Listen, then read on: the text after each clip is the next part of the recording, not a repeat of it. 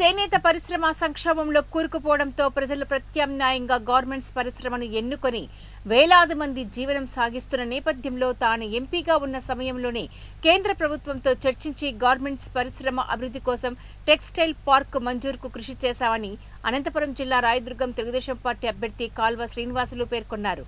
రాయదుర్గం పట్టణంలోని 29వ వార్డులో తెలుగుదేశం పార్టీ అభ్యర్థి కాల్వ శ్రీనివాసులు ఎన్నికల ప్రచారాన్ని నిర్వహించారు.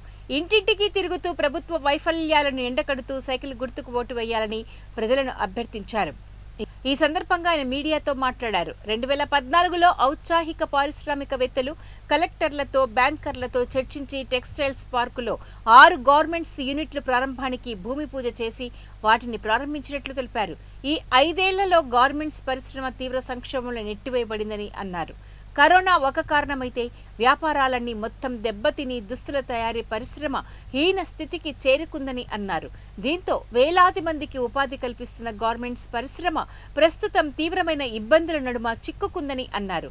దీనికి పూర్వ వైభవం తీసుకురావడానికి గార్మెంట్స్ కార్మికుల జీవన ప్రమాణాలను మెరుగుపరిచే విధంగా ప్రత్యేక శ్రద్ధ చూపుతామని అన్నారు.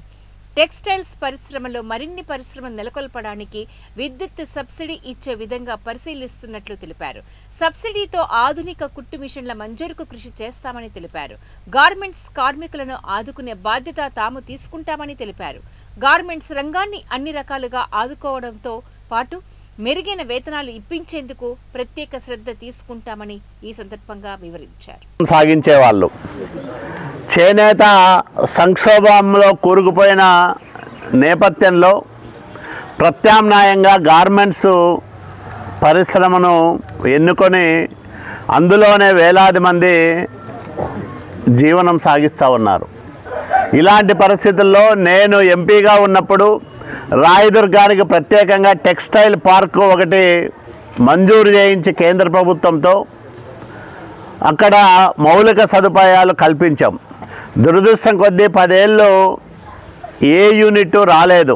మళ్ళా 2014లో నేను ఎమ్మెల్యే అయిన తర్వాత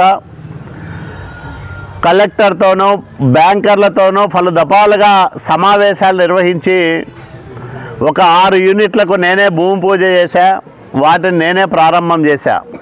ఆ తర్వాత పురోగతి శూన్యం. ఈ 5 ఏళ్లలో గార్మెంట్స్ పరిశ్రమ తీవ్రమైన సంక్షోభంలోకి నెట్టివేయబడింది.